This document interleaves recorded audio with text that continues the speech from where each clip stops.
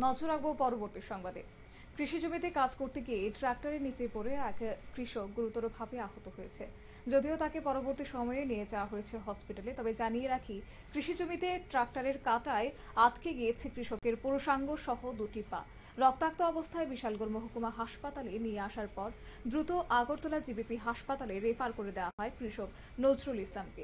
ঘটনাটি ঘটেছে সোমবার বিকেল নাগাদ বক্সনগরের পুটিয়া এলাকায়। অ্যাম্বুলেন্সে তোলার মতো পরিস্থিতি নেই।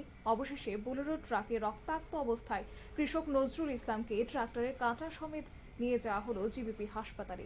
জানা যায়, অন্যান্য দিনের মতো নিজের জমিতে ট্রাক্টর নিয়ে কাজ করতে যায় কৃষক নজরুল ইসলাম। কৃষিকাজ করার অবস্থায় ট্রাক্টরে কিছুটা যান্ত্রিক গোলযোগ দেখা দেওয়ায় হঠাৎ করে ট্রাক্টরের কাঁটাগুলো কৃষকের নজরুল ইসলামের পায়ে আটকে যায় বলে জানা গেছে।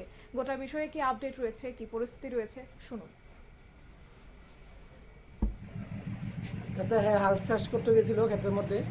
তো হাল চাষ করতে যাইয়া মানে ট্রাক্টরের কাঁটা ফাইতে ঢুকে গেছে গেছে চিংড়া কাঁটা। নাম কি এর? এর নাম নজরুল ইসলাম, বাড়ি কোনখানে? পুটিয়া। এখন বিশালগড় আওয়ার পরে কি হয়েছে ডাক্তাররা? বিশালগড় আসার পরে জিবি রেফার করে দিয়েছি। এটা কি ট্রাক্টরের পুরো চাকা পায়ে? হ্যাঁ, এখনো আছে। হ্যাঁ, মানে যে কাঁটা দিয়ে আছে না, এটা এখনো পায়ে আছে, এখনো লাগানো? লাগানো আছে। হ্যাঁ, নাম কি? এর নাম নজরুল ইসলাম। আপনার কি হয়? হ্যাঁ, আমার ভাই। ভাই না?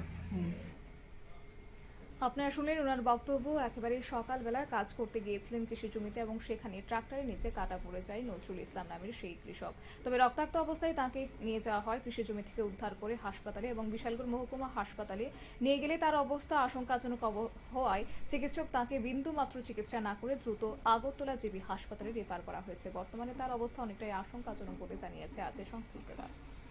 নিয়ে নিচ্ছে ছোট একটি বিজ্ঞাপন বিরতি, সঙ্গে থাকুন।